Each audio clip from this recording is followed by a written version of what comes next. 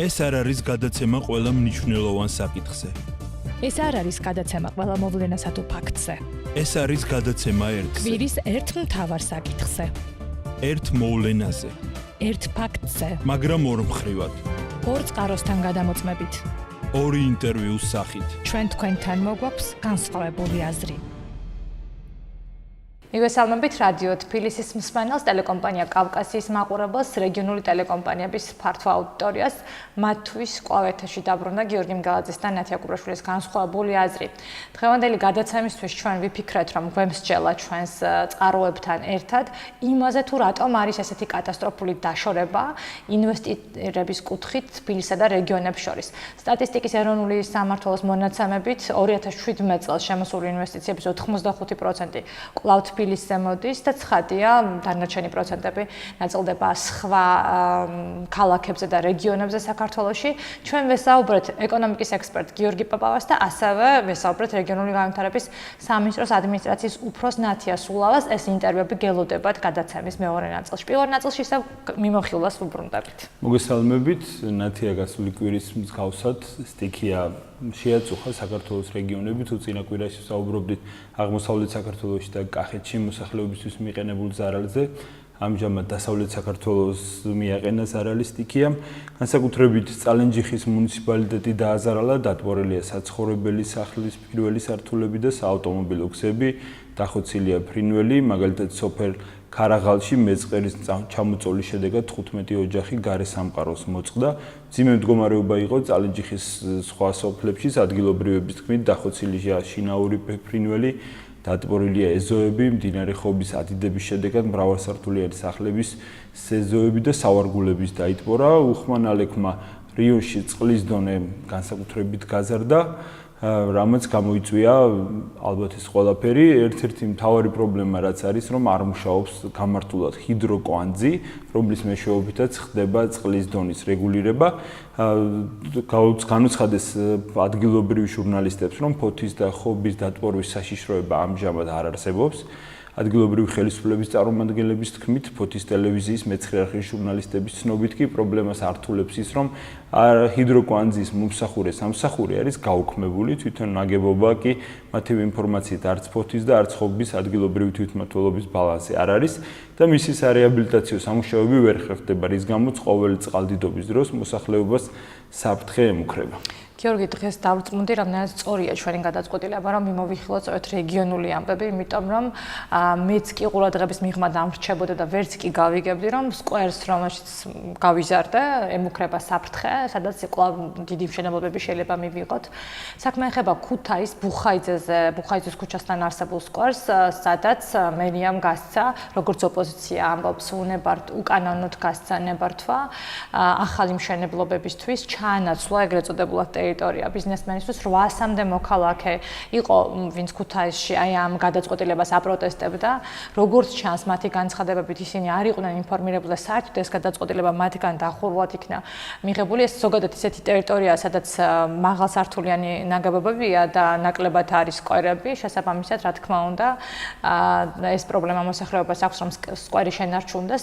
მერიამ გარკვეულწილად უპასუხა ამ პროტესტს, თუმცა არ იყო მთლად დამაკმაყოფილებელი პასუხი მათთვის, ვინც მდგომარეობას აპროტესტებდნენ და ქუთაისის მერმა შოთამურღულიამ თქვა, რომ ის კანონს არ გადავა, საკრებულოს უკვე გამოტანილი აქვს გადაწყვეტილება და ბიზნესმენს გადაცემული აქვს ტერიტორია, მაგრამ თუ ხალხი მიმართავს მერიას, რაიმე სხვა გადაწყვეტილებას მოითხოვს, ჩვენ შეიძლება ვიმსჯელოთ ამ საკითხზე, ესეთი არის მერის პოზიცია და როგორც ჩანს, ასე თუ ისე მაინც გადაწყვეტილია სამწუხაროდ ბუხაიძის ტერიტორიაზე სკვერის ბედი. ეს ერთადერთი სკვერი შეიძლება დავარქვათ მას ამ ტერიტორიაზე, რაც ძალიან გავს იმ გადაწყვეტილებებს, რომელიც მანამდე მერიაში მიიღებოდა, როგორც თბილისის მერიაში მიიღებოდა, როგორც უკვე ვთქვით, აქაც ადგილი აქვს ტერიტორიის გაცვლას ბიზნესმენთან, რაღაც ტერიტორიას ფლობდა და მერიამ გადაწყვიტა, რომ ტერიტორია გაუცვალოს. სკვერებთან ბრძოლა დიდი ქალაქების ტრადიციად იქცა ხელისუფლებების სამწუხაროდ. ნათია პროტესტი ხალხის იყო აჭარაშიც, ამ შემთხვევაში სოფელ ხერთვისის მოსახლეობა არა საერთო სარგებლობის სკვერს, არამედ საკუთარ კარმიდამოს იცავდა. TV25-ის ინფორმაციით, სოფელი საქართველოს სახელმწიფო ელექტროსისტემას დაუპირისპირდა ხერთვისის მოსახლეობა საკუთარი მიწის ნაკვეთებში, მათი განცხადებით უნებართვო სამუშაოებს აპროტესტებს, როგორც ადგილობრივები ამბობენ, აღნიშნული კომპანია მათ საკუთრებაში უნებართვოდ შევიდა და მაღალი ძაბვის სადენების შეთანხმების გარეშე გახავს. რამდენიმე ათეული მეტრის სიგრძის სადენი 5 ოჯახის კარმიდამოს კვეთს, თუმცა მესაკუთრეების განცხადებით სამუშაოების შესახებ მათთან მოლაპარაკებები არავის უწარმოებია და შესაბამისად შეთანხმებულიც არ ყოფილა. მოქალაქეებს მიაჩნიათ, რომ მაღალი ძაბვის სადენები მათ უსაფრთხოებას კითხვის ნიშნის ქვეშ აყენებს და გამოსავლად ამ ტერიტორიიდან მათი გასახლება მიაჩნიათ. სახელმწიფო ელექტროსისტემაში ამ ბრალდების საპასუხოდ ამბობენ, რომ ადგილობრივ მოსახლეობასთან მიმდინარეობს მოლაპარაკება და შესაბამის შესწავლის შედეგად დადგინდება კომპენსაციის ოდენობაც.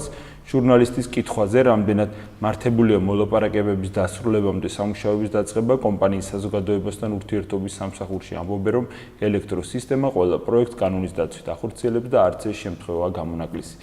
ისე საინტერესოა, როცა აღმოაჩენ კაბელებს და შემდეგ გებულობ, რომ მოლაპარაკებები ახლა მიმდინარეობს. საინტერესო არის ასევე ის თუ რა მდგომარეობა კონფლიქტურ ზონებთან ჩვენმა მაყურებელმა და მსმენელმა იცის, რომ რეგიონული ტელეკომპანიები ამახვილებენ მუდმივად ყურადღებას იმაზე, თუ რა პროცესები გამოიწვია ეგრეთ წოდებული გადასასვლელი პუნქტების ჩაკეტვამ. ეს გზები თანდათან უფრო და უფრო ცოტა ხდება დამაკავშირებელი გზები, რაც რა თქმა უნდა სამწუხარო და იწვევს პრობლემებს ადგილზე მცხოვრებ მოსახლეობისთვის, განსაკუთრებით აღარაფერს ამბობს იმ პოლიტიკურ პრობლემებზე, რომელიც გააჩნია მთლიანად ქვეყანას.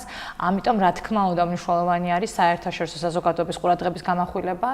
გასულ კვირაში, სწორედ სამეგრელოს რეგიონის ტელევიზიებმა ოდიშმა გაამახვილა ყურადღება ჩეხეთის რესპუბლიკის სენატის დელეგაციის სტუმრობაზე. ეს დელეგაცია იყო ხურჩანაბაკევის მიმართულებით გასული, ეგრეთ წოდებულ გამშვებ პუნქტთან იმყოფებოდა. დელეგაციასთან ერთად იმყოფებოდა ჩეხეთის რესპუბლიკის ელჩი საქართველოში ტომაშ პერნიცკი, მათ სუსის ანალიტიკური დეპარტამენტის წარმომადგენელმა ეთნიკური ქართველების მდგომარეობა გააცნო ადგილზე და რუსეთის საოკუპაციო ჯარების შესახებ ინფორმაცია მიაწოდა და კომენტარი ელჩის მხრიდან იყო შემდეგი: ჩვენთვის წარმოუდგენელია, რომ 21 საუკუნეში ასეთი საზღვრები შეიძლება არსებობდეს.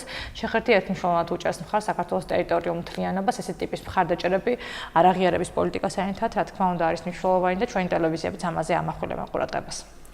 ნათია, ბოლოს ერთი პოზიტიური ამბავი და თუმცა აქაც ბევრი კითხვის ნიშნით, ქუთაისის აჭარის მოსახლეობის ნაწილისგან განსხვავებით ახალციხეში დღესასწაულისთვის ემზადებიან. ამაზე თადარიგი ახალციხის მუნიციპალიტეტმა დაიჭირა, უნდა აღინიშნოს ახალციხეში მართლმადიდებელი წმინდანისა და ეროვნული გმირის შალვა ახალციხელის ხსენების დღე. ეს არის 2017 წლის 30 ივნისს, რის ჩატარებისთვისაც ახალციხის მუნიციპალიტეტმა გამოაცხადა ტენდერი. ახალციხის ციხის ტერიტორიაზე უნდა მოეწყოს ღონისძიება, რომლისთვისაც მერია ამ ეტაპზე ამბობს, რომ აპირებს დახარჯოს 38,000 ლარი. ამ 10 საათიანი ღონისძიების ორგანიზება უნდა უზრუნველყოს იმ კომპანიამ, რომელიც ტენდერში მიიღებს მონაწილეობას გამარჯვების შემთხვევაში. უნდა დადგან თეატრალური წარმოდგენა, სადაც გაცოცხლებული იქნება შალვა ახალციხელთან დაკავშირებული მე-12 საუკუნის ისტორიული სცენარი. ასევე ორგანიზება უნდა გაუწიონ სპორტულ ღონისძიებებს, თავისუფალ ჭიდაობას, ძიუდოს, მკლავჭიდსა და მძლეოსნობას. სატენდერო დოკუმენტაციაში მითითებულია, რომ მოხდება კონკრეტული ჯილდოების გადაცემაც მოტოკლუბსა და საპატიო მოქალაქესაც და ჯილდოებენ. ახალციხელობაზე გამოვლინდება 3 საპატიო მოქალაქეც. მერიამ კიდევ ერთი 17,000 ლარიანი ტენდერი მოწვეული სტუმრებისთვის სასტუმროს უზრუნველყოფაზე გამოაცხადა. კულტურის სამსახურში განმარტავენ, რომ დღესასწაულზე უცხო ქვეყნების 29 კაციან დელეგაციას ელიან, დაახლოებით 60,000 ლარის დახარჯვას აპირებს დღესასწაულისთვის ახალციხის მუნიციპალიტეტი. მთავარი ამ უცხო ქვეყნებში არ აღმოჩნდეს მერე ქვეყანა, რომელსაც შალვა ახალციხელის იუბილე არ მოეწონება, იმიტომ რომ ჩვენს ისტორიულ თარიღებთან დაკავშირებით განსაკუთრებით მეზობელ ქვეყნებს ხანდახან უცნაური დამოკიდებულება აქვთ. თავბრუნდეთ ჩვენს მთავარ თემას, მთავარი თემა კი ეხება არა მხოლოდ ინფრასტრუქტურული პროექტებს, ზოგადად ინვესტიციების განხორციელებას საქართველოში. უკვე ვთქვით კიდეც, რომ ძალიან დიდია დაშორება იმ მსახურებს შორის, რომელიც აქვს თბილისს და რეგიონებს, თბილისში რა თქმა უნდა უფრო მეტი ინვესტიცია ხორციელდება, თუმცა რამდენად არის ეს რა თქმა უნდა და რამდენად შეესატყვისება არსებულ ეკონომიკურ მდგომარეობას და იმ საჭიროებებს, რომელიც ქვეყანასთან აქვს, ამას ჩვენ ვარკვევდით ექსპერტ გიორგი პაპავასთან, რომელთან ინტერვიუს წარმოგიდგენთ და რეგიონული განვითარების სამინისტროს ადმინისტრაციის უფროს ნათია სულავასთან. მოусმინოთ ამ ინტერვიუს და დავბრუნდებით სტუდიაში. მოგესალმებით, მადლობთ რომ დაგვთანხმდით ინტერვიუზე. გამოქვეყნდა ჯეოსტატის მონაცემები, რომელიც გვაჩვენებს ქვეყნის მასშტაბით პირდაპირ უცხოური ინვესტიციების განაწილებას. წინა წლების მსგავსად არ დარღვეულა თქვა ტრადიცია და ძირითადად ინვესტიციების სოლიდურად დიდი ნაწილი დაახლოებით 85% მოდის თბილისზე. და მას მოსდევს აჭარა და ბევრად მცირედია საქართველოს დანარჩენ რეგიონებში. რომ გითხრათ, როგორ უყურებთ მსგავს შედეგს, რამდენად მოსაოდნელია ასეთი შედეგი და თქვენ თუ ხედავთ რაიმე ტენდენციას იმისას, რომ შეიძლება მოხდეს ზრდა რეგიონების უფრო გააქტიურება. მოგესალმებით, მადლობას გიხდით გადაცემაში მოწვევისთვის. რაც შეეხება საქსტატის მონაცემებს პირდაპირ უცხოური ინვესტიციების შესახებ, მე მინდა გითხრათ, რომ ისიც უკვე მისასალმებელი და სასიამოვნო ფაქტია, რომ ტენდენცია კვლავ შენარჩუნებულია და საქართველოს საინტერესო ქვეყანა უცხოური ინვესტიციების მოზიდვის თვალსაზრისით. რაც შეეხება ინვესტიციების თანაბრად მიმართვას საქართველოს სხვადასხვა რეგიონებში, მე მინდა გითხრათ, ჩვენი სამინისტროს კომპეტენციის ფარგლებში ის პროექტები, რაც სამინისტროში ხორციელდება და ისი განხორციელებაც ინფრასტრუქტურის გაუმჯობესების თვალსაზრისით არის დაგეგმილი, არ არის მხოლოდ თბილისზე მიმართული, პირიქით ჩვენი მიმართულებით ძირითადად რეგიონების თანაბრად განვითარებას ვახორციელებთ და გვინდა რომ საქართველოს ყველა რეგიონში შევქმნათ ისეთი ინფრასტრუქტურა, რომელიც ადგილობრივ მოსახლეობას მისცემს განვითარების და მეტი დოვლათის შექმნის შესაძლებლობას. დღის მდგომარეობით ჩვენ თუ ციფრებზე ვისაუბრებთ, ვიტყოდი იმას, რომ მხოლოდ რეგიონალური ფონდებიდან, ეს ფონდები, რომლებიც მიმართულია საქართველოს სხვადასხვა რეგიონში ინფრასტრუქტურის გაუმჯობესების და ხშირ შემთხვევაში ახალი ინფრასტრუქტურის მშენებლობისკენ, მინდა გითხრათ, რომ ყოველწლიურად დაახლოებით 220 მილიონი ლარის დახარჯვა არის დაგეგმილი ინფრასტრუქტურის მშენებლობის და გაუმჯობესების მიმართულებით. წლევანდელ მონაცემებს რაც შეეხება, ეს უკვე დამტკიცებული გეგმა გახლავთ, 218 მილიონ ლარზე არის საუბარი და საქართველოს რეგიონებში ეს თანხა მოხმარდება 580-მდე პროექტის განხორციელებას ინფრასტრუქტურული ჩაგიკითხებით, საქსტატის მონაცემები არის დაყოფილი რეგიონების მიხედვით, როგორც დასაწყისშივე აღვნიშნეთ, როგორც წესი აჭარა მოდის მეორე ადგილზე, თუმცა 2016 წლის თქვათ პირველ კვარტალს და წლევანდელ წინასწარ შედეგს თუ შევადარებთ, არის შემცირებული. ხომ არ გაქვთ ახსნა თუნდაც თქვენი კომპეტენციის ფარგლებში, რატომ შეიძლება აჭარაში პირდაპირ ინვესტიციები კვარტალში ყოფილიყო წინა წლის კვარტალთან შედარებით შემცირებული? ჩვენი სამინისტროს კომპეტენციის ფარგლებში მინდა გითხრათ, რომ აჭარის მიმართულებით არათუ შემცირდა, პირიქით გაზრდილია ჩვენი გეგმა. ეს რა თქმა უნდა პირდაპირ ინვესტიციას არ გულისხმობს, მაგრამ ინფრასტრუქტურის შექმნის თვალსაზრისით მნიშვნელოვანი, ესე ვთქვათ, წილი იმ თანხიდანაც გამოყოფილია ინფრასტრუქტურის მშენებლობაზე, აჭარაზეც მოდის. მე მინდა მოვიყვანო მაგალითი აჭარაზე დონორი ორგანიზაციებიდან დაფინანსებული თანხები თუ ვიმსჯელებთ, მომავალი 4 წლის განმავლობაში 2017-დან 2020 წლის ჩათვლით მილიარდ 208 მილიონი ლარის დახარჯვა არის, ანუ ინფრასტრუქტურა მნიშვნელოვნად გაუმჯობესება აჭარაში და წლევანდელი მონაცემები ჩვენ თუ ვიმსჯელებთ, აჭარის მსგავსად სხვა რეგიონებით საკმაოდ დიდ ულუფას მიიღებენ იმ ფონდიდან, იმ დაფინანსებებიდან, რაც გათვალისწინებულია რეგიონების განვითარების. ორი ტიპის პრობლემას გამოყოფენ სპეციალისტები, როცა ინვესტიციების რეგიონებში განაწილებაზე საუბრობენ, მაგალითად ერთი არის ინფრასტრუქტურა და მეორე კადრების, თქვათ, მომზადების ხარისხი. თქვენ ალბათ უფრო ინფრასტრუქტურის კუთხით შეიძლება გქონდეთ ინფორმაცია, როგორ ახდენს სამინისტრო რეგიონებში კონკრეტული პროექტების შერჩევას. ითვალისწინებთ თუ არა იმას, რომ თქვათ, მაგალითად, აქვს ტურისტული პოტენციალი რაჭა, რომელსაც ჩვენ თან ასახელებენ და იქ აუცილებელია წელს ინფრასტრუქტურის მოწყობა, ან თქვათ, უფრო სხვა რეგიონში სჭირდება სხვა საჭიროება. როგორ ხდება ამის განსაზღვრა? მინდა გითხრათ, რომ ყოველწლიურად ხდება რეგიონის სპეციფიკური მოთხოვნების და საჭიროებების შესწავლა და მხოლოდ აი ამ სრული სურათი, როდესაც გვაქვს, ამ შემთხვევაში ხდება კონკრეტული პროექტების. ერთი წარმატებული მაგალითის დასახელება შეგიძლია ვთქვათ, აი ბოლოს 3 წელში სამინისტრომ რომ შეარჩია რაღაც რეგიონი, ჩადო იქ ინფრასტრუქტურაში ინვესტირება და მოიტანა შედეგი. შედეგს ეს მიმდინარე პროექტებიც გახლავთ, კახეთში მინდა გავიხსენო თელავში ბატონისციხის ბატონისციხის რეაბილიტაცია მიმდინარეობს, ასევე ვანში გვაქვს ძალიან მნიშვნელოვანი პროექტი ვანის სამუზეუმო სივრცის რეაბილიტაცია რეკონსტრუქციის თვალსაზრისით, ასევე დაგეგმილია ჭიათურაში კაცხის სვეტის ტურისტული ინფრასტრუქტურის მოწყობა, არსებულის რეაბილიტაცია და ვფიქრობ ეს რეგიონები დღესაც საკმაოდ დიდი ტურისტული პოტენციალით გამოირჩევენ, მაგრამ გაუმჯობესდება, ცალსახად გაუმჯობესდება მომსახურების ხარისხი, რომელსაც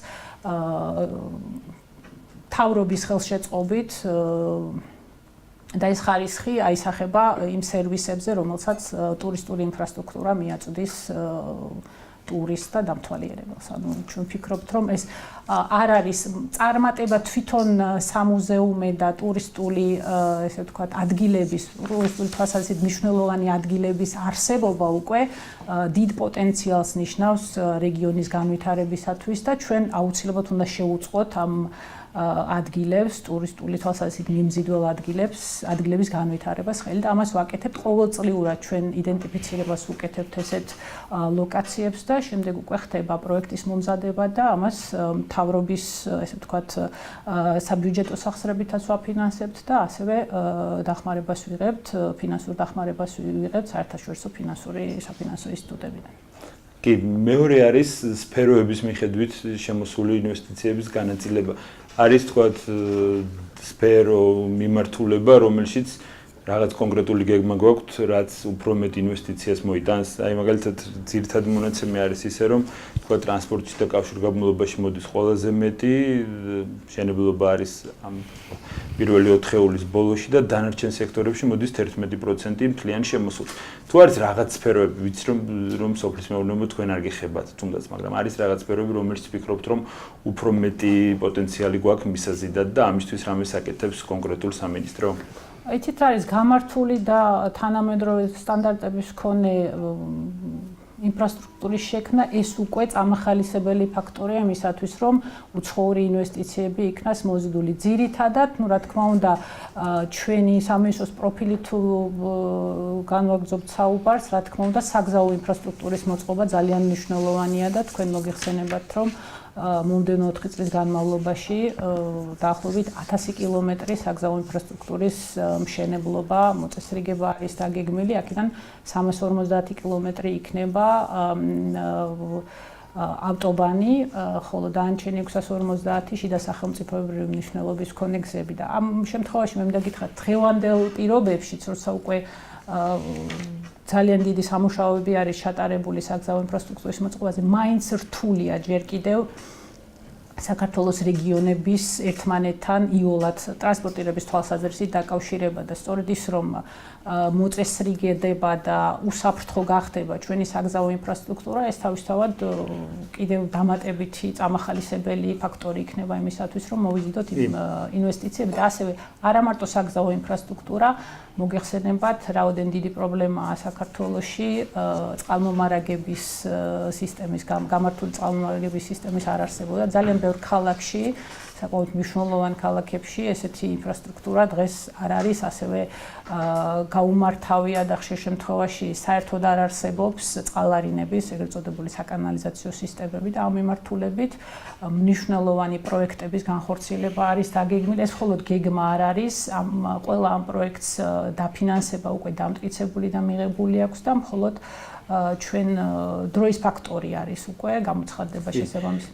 გარდა ინფრასტრუქტურისა სპეციალისტები მეორე ფაქტორსაც გამოყოფენ, რომელიც თქვენ სამინისტროს გავლენის ქვეშ არის, ასე ვთქვათ, და დაფარვა ხდება თვითმმართველობების დამოუკიდებლობა. ამბობენ, რომ თქვათ თვითმმართველობის არ აქვს мотиваცია, რომ რაღაც შეჯიბრებითობა იყოს ერთმანეთში, ვინაიდან იქ მოზიდული თანხების დიდი ნაწილი მოდის ცენტრალურ ბიუჯეტში და შემდეგ ტრანსფერების სახით უბრუნდება უკან. ვფიქრობ თუ არა, რომ ამ პირდაპირ ინვესტიციებში ამასაც აქვს გარკვეული როლი მართლაც და ამ კუთხით რაიმე ცვლილებები ხო არ იგეგმება? ისევ და ისევ მე ვიტყოდი, რომ თვითმმართველობის განვითარების და ზოგადად ტერიტორიის განვითარების ეს არ არის მხოლოდ რაღაც საკანონმდებლო დონეზე უფლებამოსილებების გადანაწილება ცენტრალური ხელისუფლებიდან ქვემო დონეზე. ჩვენი სამინისტრო აქტიურად არის ჩართული იმაში, რომ ყველა რეგიონს თანაბარი განვითარების შესაძლებლობა მიეცეს და წლის ბოლომდე დაგეგმილია შემუშავდეს და დამტკიცდეს ეგრეთ წოდებული რეგიონების განვითარების გეგმები. ეს არ იქნება მხოლოდ ესე ვთქვათ დეცენტრალიზაციის და თვითმმართველობის გაუმჯობესებისკენ მიმართული გეგმები, ეს იქნება გარკვეულწილად თანამედროვე ენაზე რომ ვთქვათ, ყველა რეგიონისთვის შევიმუშავებთ ბიზნეს გეგმას, განვითარების ბიზნეს გეგმას, რომელიც თავდაპირველად შევისწავლით რეგიონის პოტენციალს ეკონომიკური განვითარების თვალსაზრისით, რა პოტენციალი აქვს ამა თუ იმ რეგიონს და შემდგომ მოვამზადებთ შესაბამის გეგმას, რომელიც ხელს შეუწყობს ადგილობრივ დონეზე წარმოების განვითარებას და შემდეგ უკვე უზრუნველყოფთ რეგიონებს შორის, სხვა რეგიონებში არსებული საწარმოების ერთმანეთში ინტერაქციას და აი ამას ძალიან დიდ მნიშვნელობას ანიჭებს ჩვენი სამინისტრო და ყველაფერს ვაკეთებს იმისთვის, რომ ეს შესაძლებლობები მივცეთ რეგიონის მაცხოვრებლებს. იყო პროექტი 2014 წელს მომზადდა 2015-17 წლების რეგიონების განვითარების პროგრამა, რომელსაც თქვენი სამინისტრო ახორციელებდა. ეხლა საუბრობთ, რომ იქნება ახალი გეგმა რეგიონების მიხედვით. ამ კონკრეტულ პროგრამების კონკრეტული შედეგები, თუნდაც 2015-17 წლების პროგრამის რაიმე კონკრეტული შედეგი შეგიძლიათ გითხრათ, რომელიც აი ასე ყველასთვის შეიძლება ცნობილი და აღსაქმელი იყოს ადვილი. ესეც თქვენ გააქვთ ამის შესაძლებლობა, რომ რეგიონებში განხორციელებული სხვადასხვა ესეთი არა მხოლოდ ინფრასტრუქტურული პროექტები, არამედ ბიზნესის განვითარების თვალსაზრისით, კერძო სექტორის განვითარების თვალსაზრისით რა პროექტები შეიქმნა, ამას ყოველთვის სისტემატურად აშუქებს შესაბამისი დარგობრივი სამინისტრო და ვფიქრობ არ იქნება. თქვენი სამინისტროს პროგრამა იგულისხმება 15-17 წლების რეგიონების განვითარების პროგრამა. რეგიონების განვითარების პროგრამა მე ისევ და ისევ ვისაუბრებდი სათანადო ინფრასტრუქტურის მოწესრიგებაზე, რომელიც ხელს უწყობს ადგილობრივი ბიზნესის და სამეწარმეო სფეროს განვითარებას. გასაგებია და როგორი უნდა იყოს თქვენი წარმოდგენით 86% მოდის დღეს თბილისზე. აი თქვენ საუბრობთ რამდენიმე წლიან გეგმებზე, რაღაც ბიზნეს გეგმებზე. აი თქვათ როგორი უნდა იყოს. მაგალითად ერთ-ერთ სპეციალისტს მოყავს გერმანიის მაგალითი, სადაც რეგიონებს შორის თითქმის თანაბრად ნაწილდება ინვესტიცია და არ არის თქვათ დედაქალაქი ასე მკვეთრად გამოყოფილი. თქვენი გეგმით, სამინისტროს გეგმით როგორი უნდა იყოს რეგიონებში, რა პროცენტი უნდა მიდიოდეს დაახლოებით, რომ იყოს იდეალური სიტუაცია? იდეალურ სიტუაციას მე ვფიქრობ, რომ დღევანდელი არსებული გადანაწილება იმ ფონდებისა და იმ ფინანსური სახსრებისა, რაც დღეისათვის ხორციელდება, საკმაოდ თანასწორია და არც ერთი რეგიონი არ რჩება, ჭყალებში ვიტყოდი, დაჩაგრულის პოზიციაზე, ანუ დისკრიმინაცია არც ერთი რეგიონის არ ხდება.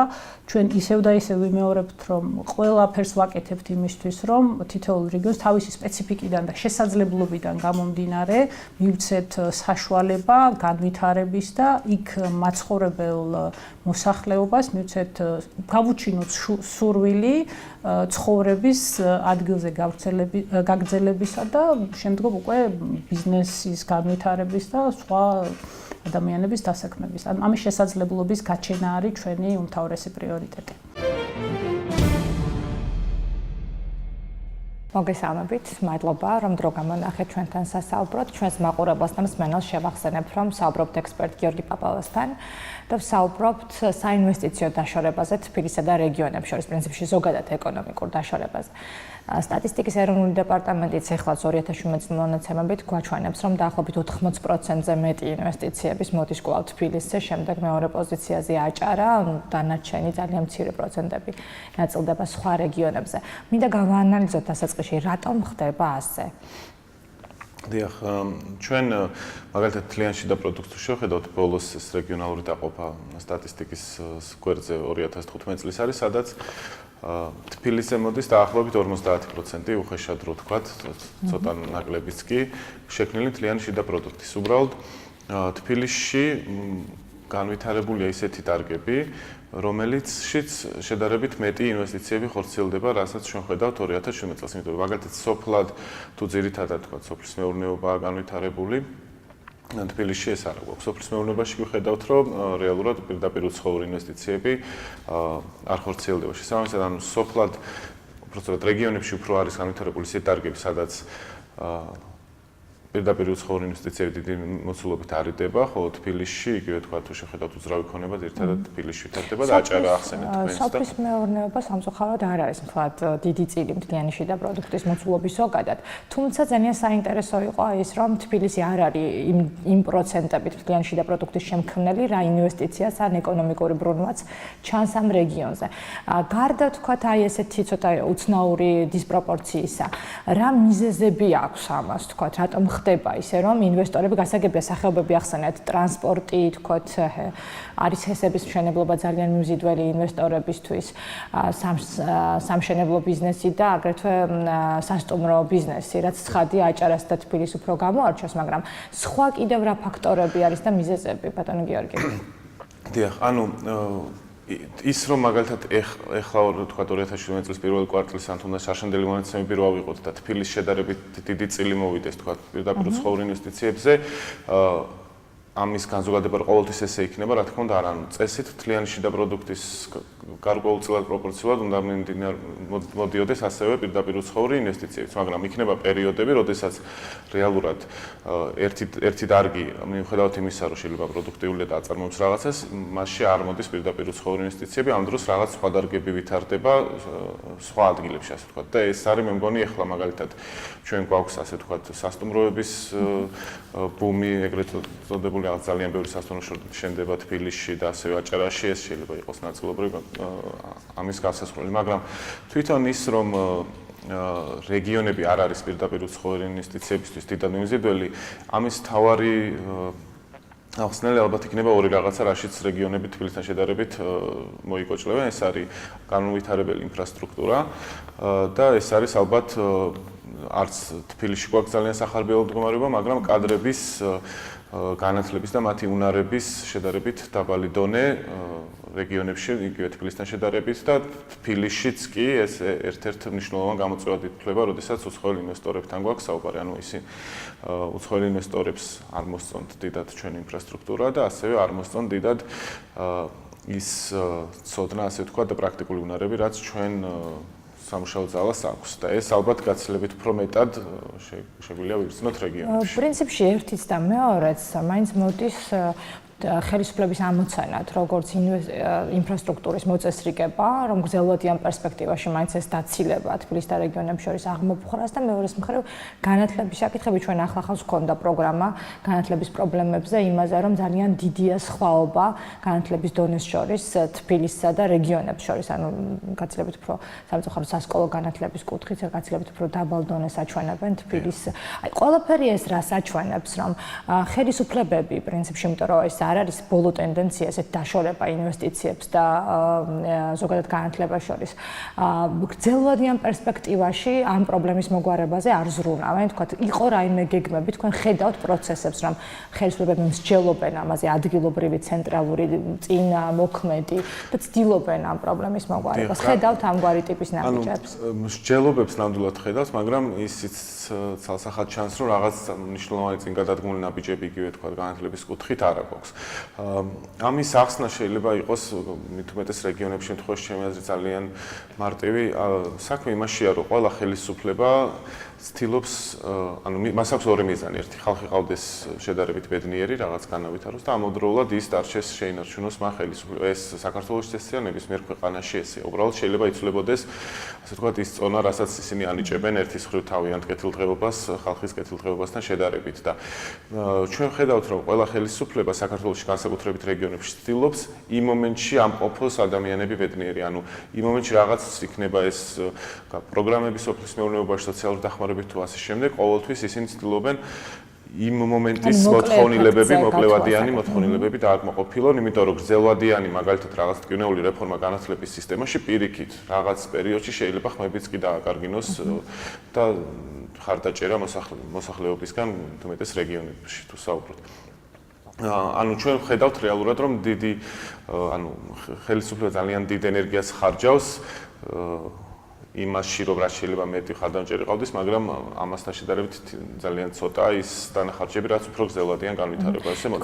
ჩვენ მაგალითად ეხლა გვესმის ინფრასტრუქტურაში, მაგრამ ჯერ ეს პროექტები არ არის განხორციელებული, ჩვენ გვესმის ასევე რაღაც პროფესიული კავშირების, ბოდიში პროფესიული სასწავლებლების განვითარების გეგმები, მაგრამ აქაც ჯერჯერობით მნიშვნელოვანი წინსვლა არ აქვს და სოფლად მაგალითად არის კოოპერატივების პროგრამა და ბევრი სხვა რამ, რაც რეალურად ეხმარება პრაქტიკული უნარების შეძენაში მოსახლეობას, მაგრამ საბოლოო ჯამში ეს არ არის იმ დონეზე, რა დონეზეც საჭირო იმისთვის, რომ კონკურენტუნარიანობა გაიზარდოს. თქვენ უკვე ახსენეთ ადგილობრივი მთავრობები.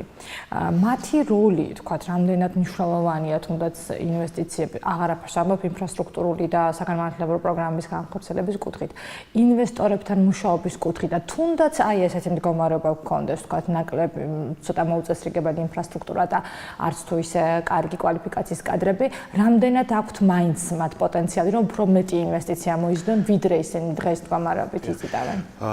რეგიონების კუთხით ძალიან საინტერესო რა არის, რომ დღეს რეგიონში ადგილობრივი თვითმმართველობა ან ნებისმიერი რაღაც მმართველობითი ორგანო რო ავიღოთ, თუ იქ განვითარდა რაღაც ბიზნესი და ბევრი ადამიანი დასაქმდა, გადაიხადეს ბევრი გადასახადები, ამის დიდი мотиваცია თვითონ იქ ადგილობრივ მართლ ორგანოს არ აქვს, იმიტომ რომ ეს გადასახადები შემდეგ მიდის ცენტრალურ ხელისუფლებაში და შემდეგ რაღაც მექანიზმებით, ეგრეთ წოდებული რაღაც გამათანაბრებელი ტრანსფერებით ბრუნდება უკან. ანუ რეგიონებს შორის არ არის შექმნილი კონკურენცია, ვინ მეტ ინვესტიციას მოიზიდავს. მათ შორის არის შექმნილი კონკურენცია, ვის უფრო ბედნიერი ეყოლება ხალხი იმ კონკრეტულ პერიოდში. ანუ ამას შეჯიბრებიან ისინი რეალურად დღეს ერთმანეთს.